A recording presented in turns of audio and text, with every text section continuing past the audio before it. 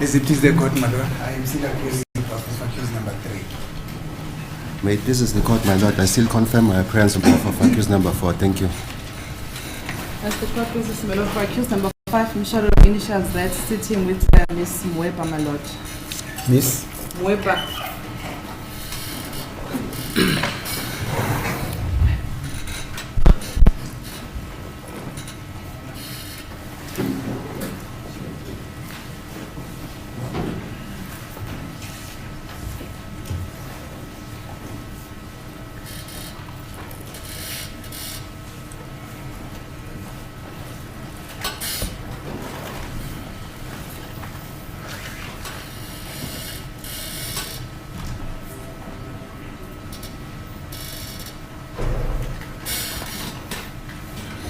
As a court, please, my lord. A few minutes of Advocate Msholola just to put something on record, my lord. If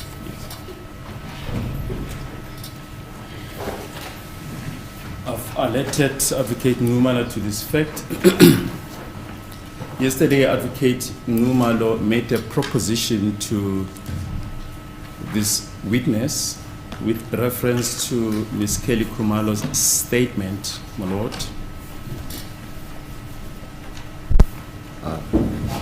Objection, my lord.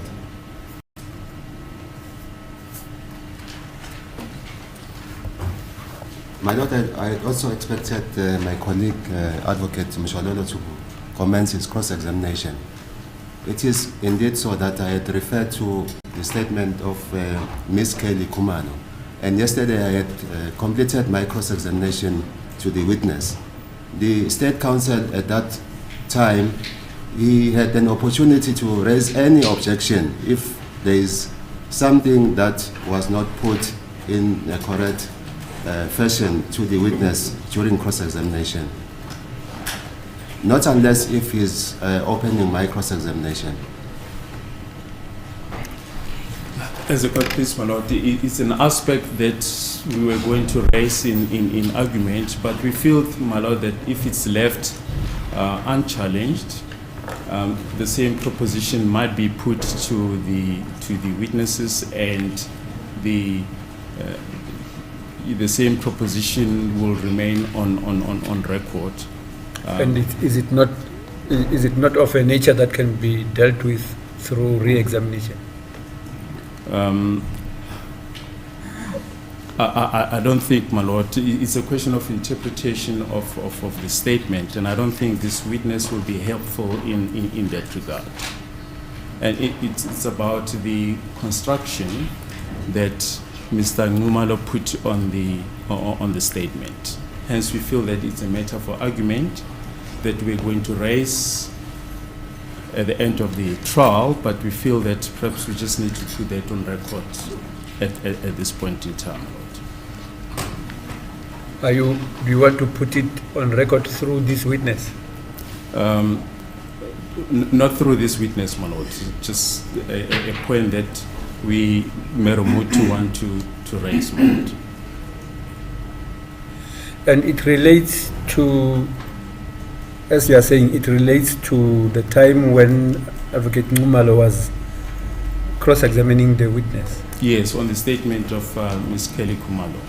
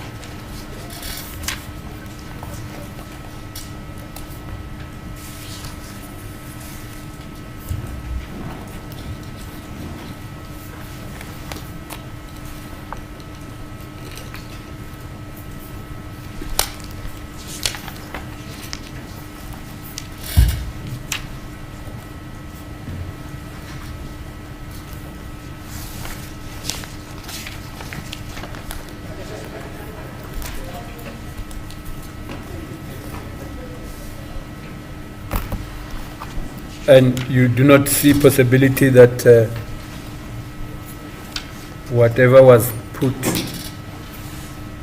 and attributed to a statement made by Ms. Kumalo can be addressed when and if Ms. Kumalo testifies, if she will testify. Because I mean the issue is the procedural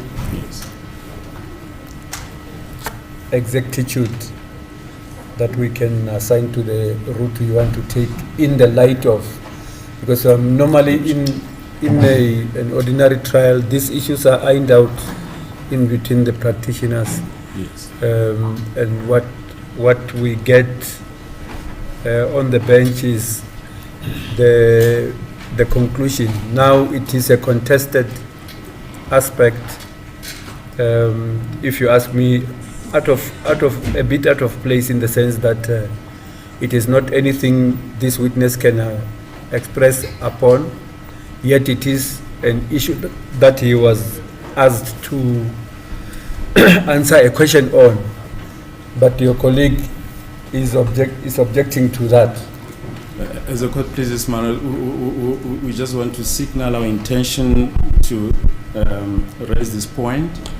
If my colleagues strenuously object to that, we will not pursue it further. We will then, when it raises its head again, we will then address it at that stage, my lord. Yeah. Well, all I note now is that you needed to Yes. straighten a point, and you were confronted with objections from Advocate Numalo, and that point has to do with an aspect attributed to Ms. Kelly Kumalo as at the time she made a statement to the police. Indeed, my lord. I think that's good enough, my lord. We will then raise that aspect again, should it, as mentioned, should it prop up again during the course of the trial. Okay, noted. Secret, please.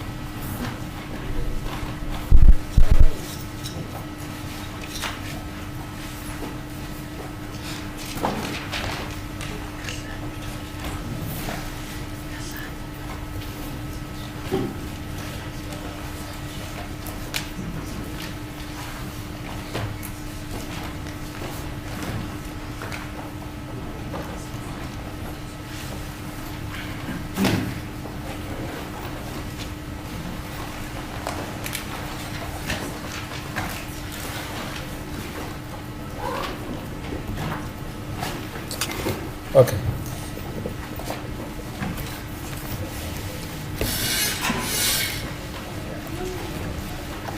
Mr. Chala, you are reminded that you are still under oath? Yes.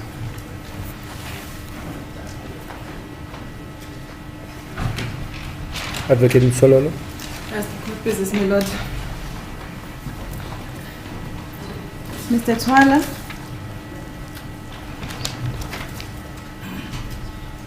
I understand that you cannot recall most of the things. It is on record. Mnumzana uthwala ngiyakuzwa ke noma ngiyazwisisa ke ukuthi awukhumbuli konke futhi ke uqoshiwe noma ke kubhaliwe phansi kurekhodiwe. Yebo. Yes. But as you are testifying, Can I get clarity? Sorry, my lord. Is it that you cannot remember most of the things? In other words, in the incident, you remember less than that which you can no longer remember? ngifuna inkantolo ifisa nje Because that is what the question is saying. isakaze ukuthi ke okukhumbulayo kuncane kona kunaloko ongakhumbuli noma kuwukuthi izinto eziningi awuyikhumbuli kuloko okwenzeka. Angeke ngize ngisho ukuthi izinto eziningi angikhumbuli. Engikukhumbulayo ngiyazama yonke indlela ukuthi ngikusho. Nengakhumbuli ngiyazama yonke indlela ukuthi ngicabange ukuthi ngikhumbule ukuthi kwenza kanjani. I wouldn't say that I do not remember most of the things, my Lord. Which that I can remember, I do my best and I try to say it, and that which I cannot remember, I try also, my Lord, to remember or to say that I cannot remember it. Yes?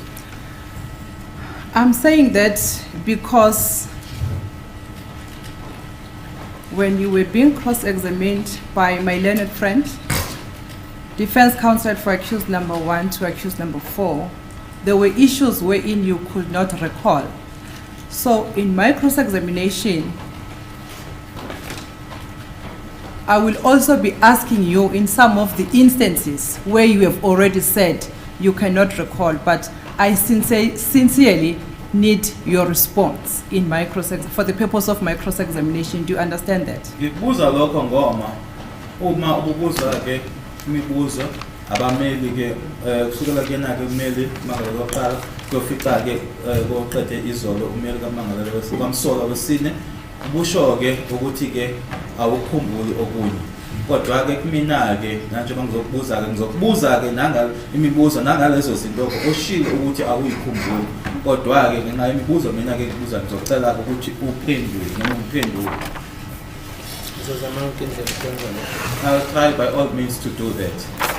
And the purpose for my cross-examination is to check how far can we accept your evidence as a reliable evidence in this court. Ngoba ke okwami ekuzeni kwami ke imibuzo ubheka ke indlela ukuthi ubufakazi bakho ke bungamukeleka kangakanani ke nanjengobufakazi ke obungethembeka noma bethembekile. Yes, I hear. And lastly, what I will ask also a favor from you, Mr. Twala, is that you speak on the language that you like to use. Akugcina ke ngizocela kwena ke ukuthi nje uhlaleke ulimi lolo ke othandayo ukuthi ulisebenzise. You can choose which one you like to use then so that we can follow your choice. Ungasho ke wena ukuthi liphi ke othandayo ulimi sizokwazi ukuthi sihlaleke kwi-choice yakho leyo. Yes, I'll proceed with the language that I'm speaking. Which is what? This is Zulu. Okay. And then also I'm the one who is asking questions. You are giving answers. You are not putting questions to me. Imina ke kubuza imibuzo wena ke uyaphendula awungibuzi imibuzo. Yebo ngiyabuza. Ebe ngicela nje nami ukuthi ngikwazi ngokwamukela ukuthi kuzo as much as noma ngikhuluma isiZulu kodwa ngingaba khona igama lesingisi elingenayo mhlawumbe elilodwa. Ngikusho lokho ngoba ngikhule ngikhuluma kanje. So akuzobathi abantu akusenkantolo mase kuyashintsha. But ngizozama ngayo yonke indlela. Yes, but I would also like to ask and that you accept is yes, I'll speak isiZulu, but there will be instances where I include an English word. I am saying that because I grew up speaking like that. So now I'm not going to change because I am now in court.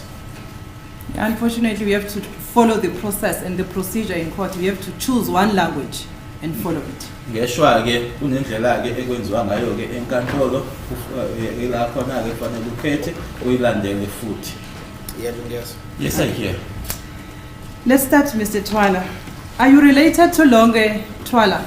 Ulongwe Twala engabe khona yini okuhlanganisayo nokuthi mhlambe isihlobo wakini? Cha. No. They are not. Are you also related to Mr. Chico Twala? Ubaba Chico Twala yena? Cha. No. At the beginning of your examination in chief, you related the stories which took place in 2006 and 24 September before the incident took place in this case.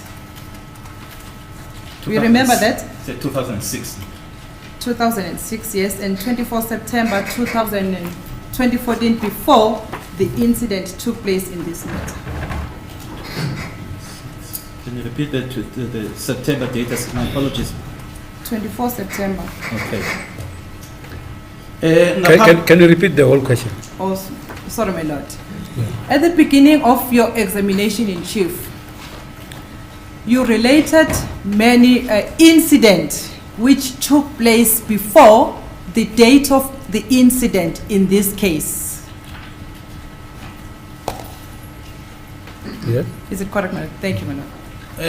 Ekufakazini bakho noma ngathi ke unikezela ngobufakazi bakho usho ke okuningi ke okwenzeka ngaphambilini kwalesigameko lesi esenzeka ngaleliya langa.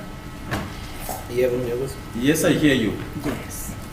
And do you agree with me that all you said regarding the incidents before the date of incident has got nothing to do with this case? Uzovumelana nami yini uma ngabe ngithi konke As a court, please, my lord, I don't think it's a fair question to the witness. Relevance is a legal concept. It's an issue that's determined by counsel. I think it's an issue that my learned friend can leave for argument. There you are. As the court pleases, my lord, I will rephrase, my lord.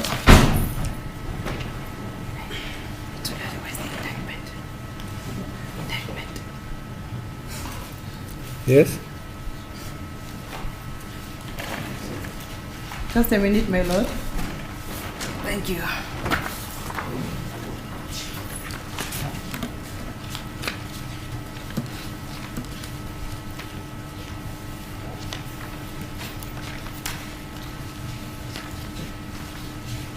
Yes.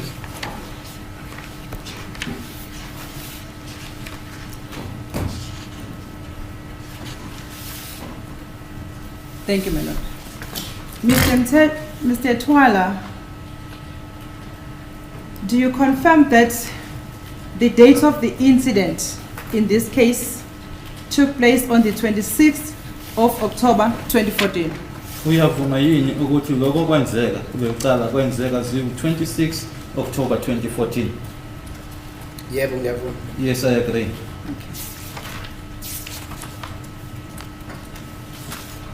Yes. And you had also admitted that you were under the influence of liquor or of alcohol when the incident in this case took place. Uyavuma futhi nokuthi ushilo-ke ukuthi wawuphuze utshwala ngalela langa noma ngalesa sikhathi kwenzeka lesehlakalo? Yebo ngisho ukuthi ngaphuza amakana amabili. Yes, I did say that I drank 2 cans. Okay. So, when the first and the second intruder entered the house, that happened when you were under the influence of alcohol. Kathi-ke laba babili-ke bengena owokuqala nowesibili-ke bangena uphuze utshwala wena. Yebo sakuphuza, ngangiphuza. Yes, we were drinking. I was drinking. My lord, may I ask, or may I refer this court and the witness to Exhibit B, photo number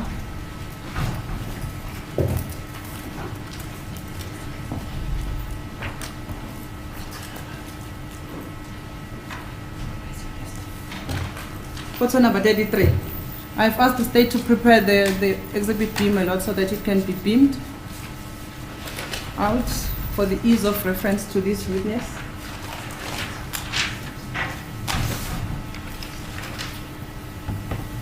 Photo number 133, my lord, of Exhibit B.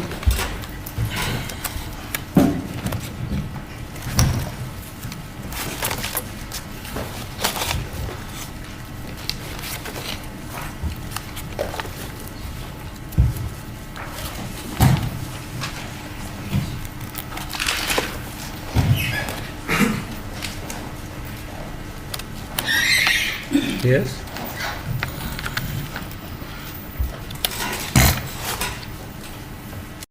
Mr. Tola, is it your evidence that you drank about 3 cans of Hunter's Gold or Hunter's Dry. Can correct me then. Oh, 3. That's gold. Firstly, Hunter's Gold. Hunter's Gold. Hunter's gold, small cans. And then okwesibili yes ngangithe ngiphuze 2 lesithathu lalivulwe. And yes, I already drank 2. The third one was open. Okay. The 3 that you had consumed are not depicted in that picture. Is that correct? Amathathu owaphuza ke awekho kwesithombe. Yebo, ngilibona. Yes, I don't see. And is it correct also that you are not the only person who was drinking on that day when you were sitting in the lounge? Kweqiniso yini ukuthi ke kwangasikwena kuphela umuntu owayephuza ngaleli langa ngathi nanihlezi e-lounge? Yebo, kuyiqiniso lokho. Yes, that's true. How many people who were drinking also, Bangaki including yourself? abantu ababephuza usufaka nawe ke bangaki abantu ababephuza? Kakuyimina, But myself, Senzo, the deceased Senzo, Tumelo, Zandi Kumalo, Kelly Kumalo. Enginganayo ishow yakhe ngoba wafika late njengoba ngamnakile kakhulu uLongwe eThwala. The person that I'm not certain about, and as I said, who arrived late, and as I said that I didn't take much note of, was Longwe Twala. So engikukhumbula kahle shuthi 5. So that I can remember well, it's 5. Okay. And just to remind me, how long did it take you as you were sitting down watching the TV and drinking alcohol inside the house before the shooting incident? Kwathatha isikhathi esingakanani ke nihlezi khona lapho nibheke i-TV niphuza utshwala ngaphambilini kokuthi isehlakalo sokuqhuma kwesibhamu senzeke? If you still remember. Uma ngabe usakhumbula. Usho ukuthi from ukufika kwethu, just to make sure from ukufika kwethu till kuze kuqala kwenzeka ukudubula. Just to be certain, do you mean as from we arrived and up until the shooting? Oh, yes. Or when we started drinking? When you started drinking. Amaqala ukuphuza. Mhlawumbe ngasho ukuthi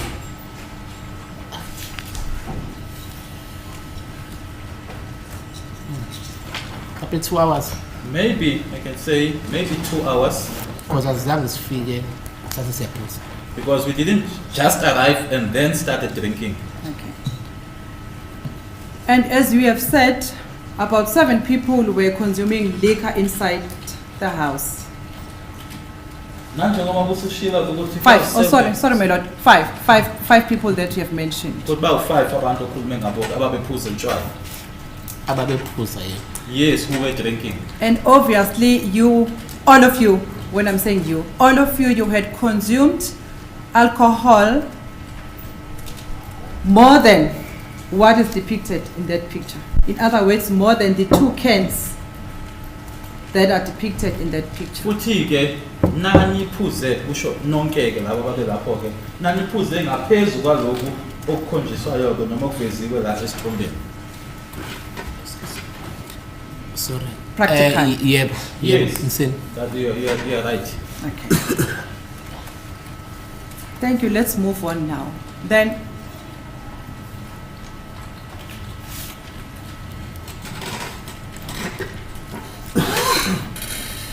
thank you, my lord. Then when you identified both intruders, you were under the influence of alcohol. Ngalesikhathi ke ba identify namba obasho noma babona ke ba identify ukwenza lokho uphuze utshwala. Ngicela ungiphendula kahle. Can you repeat the question well? When you identified or when you saw the 2 intruders, that happened when you had already taken or when you had already consumed liquor. Kathi ba identify noma ubabona ke laba abawu2 kwenzeka lokho noma ubabona use uphuze utshwala vele? Yebo. Yes. After you had consumed alcohol. After you had consumed alcohol. Emuva uphuze utshwala? Yeah. Yes. And when you looked at the firearm in which you have testified about in this court. You looked at that firearm when you were under the influence of alcohol. Ankathi ke ubheka isibhamu. Noma ubheka isibhamu ngibona isibhamu leso, usibheka isibhamu leso uphuze utshwala. As a court, please, my lord, just maybe not to confuse the record. No, my learned friend is using the word under the influence and having consumed alcohol interchangeably. The two can mean two different things. We can just stick to perhaps just one proposition, it will be appreciated. Thanks. As the court please, my lord, can I just rephrase the question? When you identified or when you looked at the firearm, you looked at the firearm after you had taken alcohol. Kathi ubheka isibhamu noma usibona ke isibhamu, usibona leso sibhamu leso emuva kokuthi usuthathe utshwala. Yebo, ngisengiphuzile. Yeah, ngisengiphuzile. Yes, I had already drank. Yes.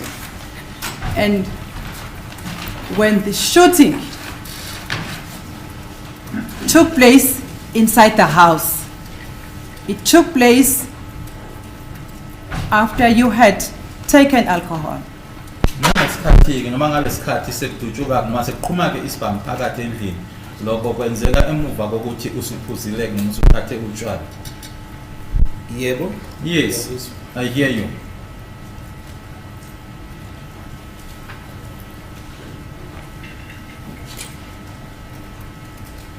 Yes. Was there any, did you see if there was any forced entry through the kitchen door? Ingabe wabona yini ke ukuthi uma kungena lapha kulesa sicabha sasekitchen ke kwangenwa mhlasimbe ke, don't know whether those will be the correct word, noma umuntu wayephoqa force lo ungenwe ngeforce khona lapha yana? No, I didn't see it. Okay. Yes.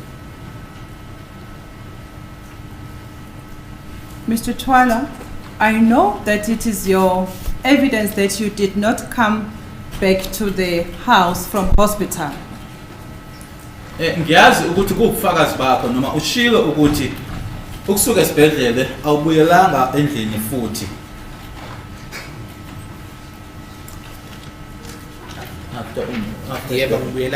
Yes, I didn't go back to the house. In other words, when the police arrived at the crime scene, you were no longer there. Amagama ke nkathi amaphoyisa efika lapha yana ke kwenzeka khona ke isehlakalo lesi wawungekho wena lapha yana?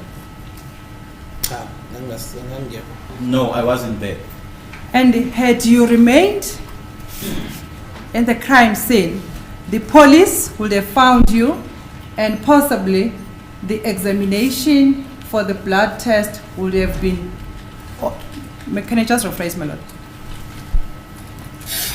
Had you remained in the crime scene, the police would have found you at the crime scene and the police would have been able to conduct necessary investigation at the crime scene whilst you are still there, including the taking of blood test to test the level of alcohol in your body. Uma kuwukuthi ke ongazange uhambeke khona lapha ku crime scene la isehlakalo senzeka khona ke aze afike ke amaphoyisa okoqala ayizofika akufice ulapha yana amaphoyisa futhi ke ayezothi nalapho ke enze uphenyo lolo phenyo lelo ke olufaka phakathi ke ukudonsa noma ukuthathwa kwegazi babheke ke ukuthi utshwala babuka ngakanani ke ngaphakathi kwena emzimbeni. Is that correct? Kuyiqiniso lo? Ay, ngicela ungiphindeleke mawuzobuza is that correct? Ngoba mina bengisho ukuthi awungibuzanga ekuqaleni kanjalo. So ngicela ungiphindeleke musizongibuza kanjalo. If you are going to ask me like that now, it's correct because that's not what you asked me before. Can you repeat? Can you give the answer you wanted to give? Okay. Bengifuna ukusho ukuthi ngangeke nize ngihlale ngithi ngilinda amaphoyisa umngane ami edubuliwe ngoba ngangiphuthumisa yena esibhedlela. So ngicabanga ukuthi fanele ngilinde amaphoyisa ukuthi athathe ama-samples amagazi noma athathe ama-samples ani ngoba ngangiphuthisa umngane wami esibhedlela. I would not have waited for the police to arrive when my friend had been shot. So I rushed him to the hospital. Didn't know that I had to wait for the police for them to take blood samples. Because I was rushing my friend to hospital. We know the reason. We have testified. Your evidence is recorded. We know that. But the point I'm making to you, had you decided, had you remained in the crime scene, the police officers would have been able to conduct further investigations to you. Ngiyakwazi lokho ufakazi bakho bucacile bukhona ke kwi-report kodwa nje engifisa nje noma engikushoyo wena ke kuwena ukuthi uma ngabe kwawukuthi ongazange uhambe ke uye khona ke ebhedlela uhlale lapha yana amaphoyisa ayezokwazi ukwenza uphenyo lawo nakuwena. Yebo ngiyakuzwa. Yes, I hear you. And you would have also been present when the investigation, further investigation was conducted by the police at the crime scene now. You have been able to witness that had you remained behind. Uma kuwukuthi wawuseleke ngasemuva ke ungahambi wawuzoba khona ke nangenkathi amaphoyisa enza uphenyo lawo khona lapha yana isehlakalo senzeka khona. Yebo ngiyakuzwa. Yes, I hear you. And I think, sorry my lord, can I just rephrase, I'm not thinking. And you would have been, should the police needed anything from you at the time when they arrived at the scene, they would have been able to talk to you or to interact with you at the crime scene when they firstly arrived.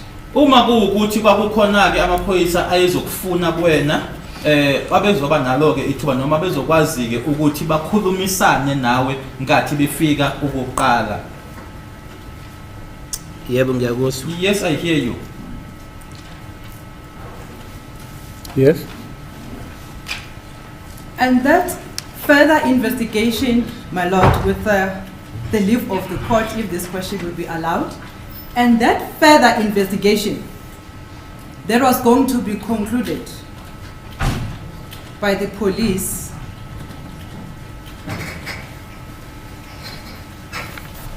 would have included the taking of the prime residue from the people who were inside the house when the incident took place.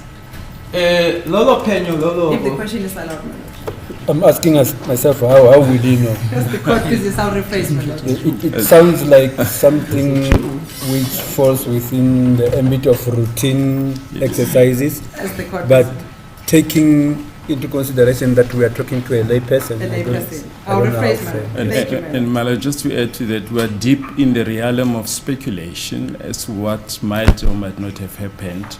We've allowed this line of cross-examination to continue, but we suggest, my lord, it cannot be taken further as I don't think it is speculation that yes. had he remained at the scene, the police would have found him there. I think that's not Yes. speculation. Yes, but we don't know what would have happened, my lord.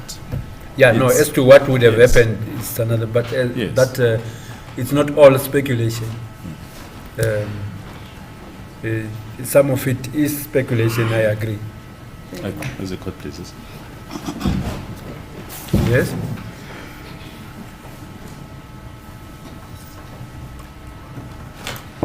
Let's now go back to your examination in chief, Mr. Twala. You said, at first I thought it was someone they knew.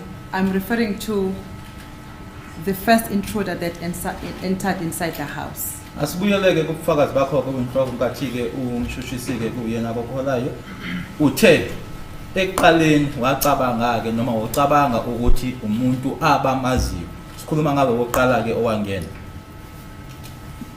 Yebo. Yes, you're right. What made you to think that it was someone that they knew? What is it that made you to think that? Yini yakwenza ukuthi ucabange lokho ukuthi umuntu abamaziyo noma kwaku umuntu abamaziyo? Engingakusho ukuthi ngendlela aqhamuka ngayo yabo waqhamuka nje umuntu othushuka nje la kule ark ekade ngisho. So kumina angazi nami ukuthi indaba ngicabanga kanjalo. Ngihlezi ngisho nami angazi ngicabangelani lokho. It's the manner in which the person appeared, my lord. The person just appeared from the arc there. And I don't know why is it that I thought like that. I even asked myself as to what it is that made me to think like that. Good question. Good answer, Mr. Twala. You don't know why you thought like that. The second question. You testified that you saw that the first intruder carried a firearm. Washo nokuthi wambona ke phethe isibhamu. Yebo. Wangena, yes. Ngakusho lokho. I said that. What makes you to say the second intruder carried a firearm? Sorry, my lord, not the second, the first intruder. Thank you. The first intruder. Yini ekwenza uthi ke lo woqala ke owayephethe kwakuyisibhamu? What made you to say it was a firearm? Yini le ekwenza usho ukuthi kwakuyisibhamu? Ngoba ngasibona ngendlela isibambe ngayo ukuthi isibambe lesi. Because I saw it in the manner in which he carried it, that this is a firearm. What is it that you saw? Yini Can you le describe owayibona? it? What is it that you saw that made you to see or to come to a conclusion that this is a bottle, or this is a mic, or this is a barrel? But now in reference that you have testified about. Mayelana nesibhamu ke yini ke le owayibona ke le eyabangela usho ukuthi le lokho engikubonayo isibhamu. Indlela esikume ngayo sime ngayo ngendlela esibambe ngayo akubona isibambe. The manner in which it was and the manner in which he was carrying it, I saw that it was a firearm. Can I record that you cannot describe the firearm that you say you saw? Kungabhala phansi ke lokho ukuthi awukwazi ukusichaza isibhamu leso othi wasibona. Ukuthi awukwazi usichaza. Yebo angikwazi ukusichaza ukuthi isibambe siphi inhlobo yesibambe kodwa ukuthi isibambe ngabona ukuthi isibambe. Yes, I'm unable to describe what firearm it was or what type of a firearm it was, but that it was a firearm, I saw that it was a firearm. Do you know the reason why you cannot and you are struggling to describe or to tell the court what is it that you saw which makes you to say it was a firearm? It is because there is no intruder who entered there. There is no intruder who was carrying any firearm.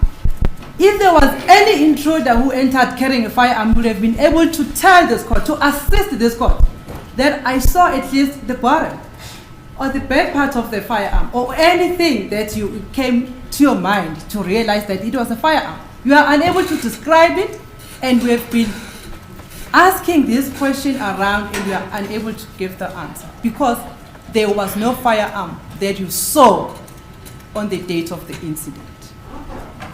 Do you have any comment? Ningi lokushiya. Sozama ke mfethu ukuthi imbangela uyakutshela ke ukuthi imbangela yokuthi ungabi kusimo sokuthi uchaze noma udescribe ke lesi sibhamu. Uthi okoqala ingoba akuzange kungene noma abekho abantu abangena noma akekho umuntu owangena ophethe isibhamu. Uma kwakuwukuthi wayekhona umuntu owangena ophethe isibhamu noma ama-intruder angena lapha ubuzoba kusona-ke isimo sokuthi uyitshele le nkantolo uyilekelele le nkantolo lena ukuthi uchaze ukuthi isibhamu leso kwakuyinhlokweni isibhamu esinjani, uchaze-ke lokhu akubiza ukuthi ibhere langaphambili sona isibhamu, uchaze nangala isibhamu sibanjwa khona-ke ngemuva kwesibhamu ukuthi kwakuyisibhamu esinjani. Ukuthi ungachazi yingoba akekho umuntu owangena wayephethe isibhamu. Kude kunjalo ushayi. Ngokukhulu nje nami ukuhlonipha ke ngiyacabanga ukuthi umbono wakho loyo kodwa kumina ngiyakutshela ukuthi umuntu owangena lapha isiphethe isibhamu. With the greatest of respect, I think that is your view, but I am telling you that someone entered there and that person was in possession of a firearm.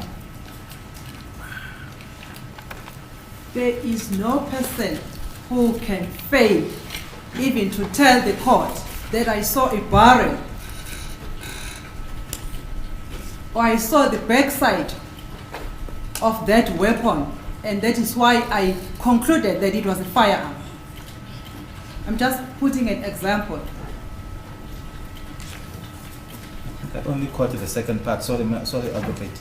That means the first part. There is no person. There is no person who Yeah. can fail to Okay, tell the yeah. I court. just missed that one. Akekho ke umuntu angeke akwazi uyitshela inkantolo ke uma ngabe ukuthi ke isibhamu wasibona ukuthi ngayibona ke isibhamu la ngaphambili lo kwabiza ukuthi ibarrel la noma ngasibona ke la ngasemuva ke isibhamu asichaze umuntu othi wasibona ke isibhamu leso. Ala ngoba kwa barrel lo isho angazi ukuthi yini le. Kodwa ke njoba sengishilo ukuthi isibhamu umuntu wayesiphethe. I think that even the barrel that you're making mention of, I don't even know what that is, but the person had a firearm. Do you know a difference between a toy gun and a real gun? Uyawazi umehluko phakathi kwesibhamu sokudlala nesibhamu sangempela? Cha ngikwazi. No, I don't. Let's move on. Melot, can I refer this witness to Exhibit P1? I've also asked the state to prepare the statement. My lord, is the statement for the witness marked Exhibit P1.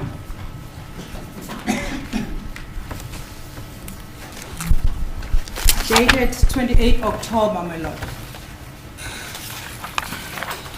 It was signed in 4 letters. P1. P1, yes. Can I ask that the statement be beamed on the screen, my lord?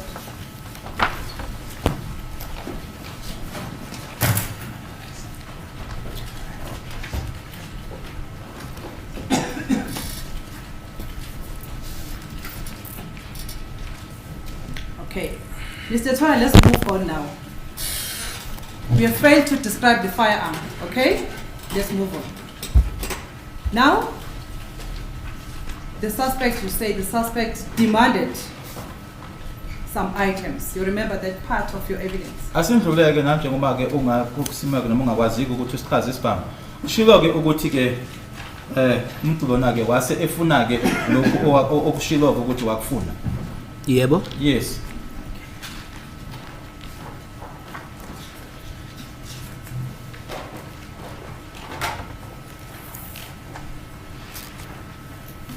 Paragraph 7, please. My lord, can I refer the witness to paragraph 7 of Exhibit P1? Yes. Line number 7, my lord. Can you use this? Line number 7 of paragraph 7 of Exhibit P1. It's fine, whichever is fine for you. But there it's clearly depicted. Okay. When I go to silence of this? Can I stand up? Yeah, no problem.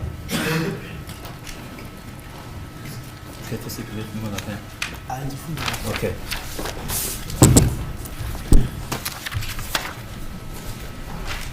My lord, if I can just refer the court to that line. The 7th line, my lord. This is the statement that was made by this witness.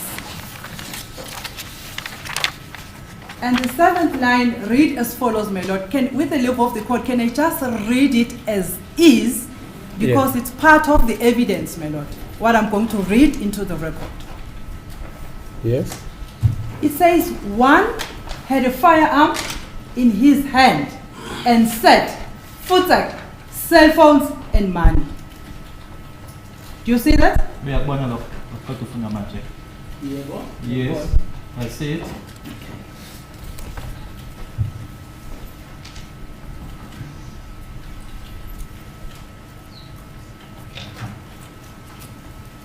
And when you were testifying now, in your evidence in chief, you never mentioned that. Ngenkathi unikeza ngofakazi bakho ke obuyinhloko ke noma uqala unikeza ngofakazi bakho awuzange ukusho lokuyana. In other words, my lord, sorry, my lord. In other words, Mr. Twala, you never said the one who had a firearm in his hand said, "Futek, cell phones and money." You only said he demanded cell phones and money. If I'm correct in what you have said, you can correct me. You never said that. As a court, please, my lord, it's not correct. The state did lead the witness regarding Exhibit P1, and he did explain as to why that expletive should not have been included in his statement. Thank you, my lord. Thank you, my lord. Can I move on, my lord? Yes? Those three words, Mr. Twala, futak, cell phone, and money. Is that Zulu? isiZulu bese ngamagama amathathu. No, it's not just Zulu. Is that Sotho? It's Sotho. No, it's not Sotho. Thank you.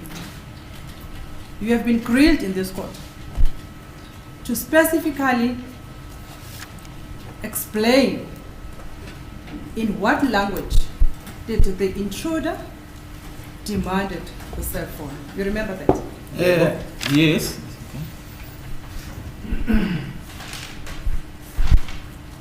Yes? You. I take it's on record that you couldn't tell this court in what language because you ended up saying in Zulu, which was in Sotho. Ngizothatha ukuthi ke kwazanga ke noma ufananga ke ukuthi utshele lenkantolo ukuthi kwakuwuluphi ulimi ngoba uthe ke isiZulu isiSotho. Cha, kantolo ngitshelile indlela mina engisho ngayo. No, mhlambe ayihambiselani nokwena okubonayo akusho ukuthi angikusho. No, I told the court that you don't agree with that. It doesn't mean that I didn't say it. What did you say? Can you remind me? Inokushiya. Ngangikhumbula. Ngiqale ngokusho ukuthi sorry. Ngiqale ngokusho ukuthi umani no cell phone igama lesingisi lelo. I started by saying money and cell phones. Those are English words. Kodwa bengashiwo umlungu ngoba lo muntu wayephambi kwami kwangayena umlungu. But it wasn't said, or those words were not uttered by a white person, because the person that was in front of me was not a white person. Umuntu wami phambi kwamnyama umuntu omnyama. The person that was standing in front of me was a black person. Ngaze ngasho ukuthi money and cell phone ukusho ngelanguage engiyazi mina ukuthi isiZulu Sotho kodwa to what isiZulu. Why ngisho? I even said that he said money and cell phones. He said it in isiZulu, Sesotho, but more towards isiZulu. Yes, It's just Zulu stop there. Sotho. Just stop there. Just stop there. Okay. That's what I wanted. You Yes, said right. it in Zulu, which is Sotho. Cha, ngisho ukuthi which is Sotho.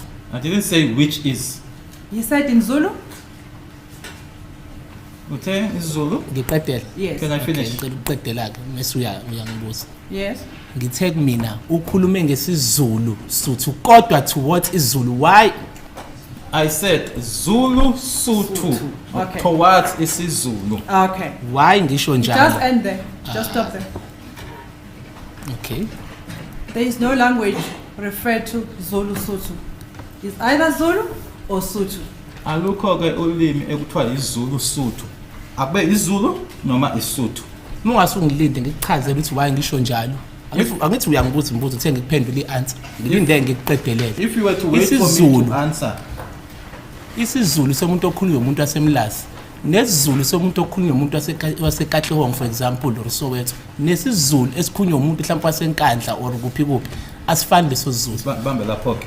isiZulu that is spoken by someone from Umlazi and isiZulu that is spoken by someone from Katlehong and isiZulu spoken by someone from Nkandla. That's not the same. Forget about that, and it's irrelevant in this case. What is more relevant here is that there is no person who can demand cell phone in Zulu Sotho language. Ukhohlwe ke lokho ngoba ke akukho nje okuhlanganisa ke nalokho esibhekene nako lana ke. Akekho nje umuntu ongafuna i-cellphone nemali ngesiZulu Sotho.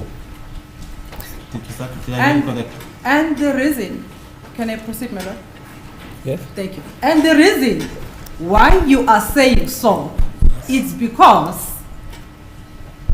that incident took place when you had taken alcohol. Imbangela yokuthi ukusho ke lokho ingoba isehlakalo lesiyana senzeka ke uphuze utshwala.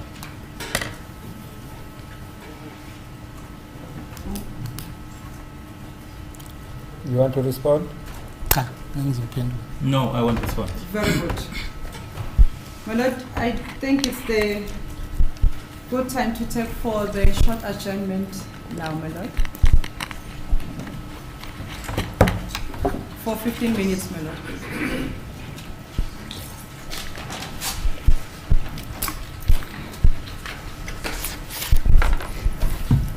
My Lord, it's 11:10 now. Can we resume at 25? 25 25, yes, ma'am. on the clock. Sekuphelile mama, mama. Sekuphelile mama.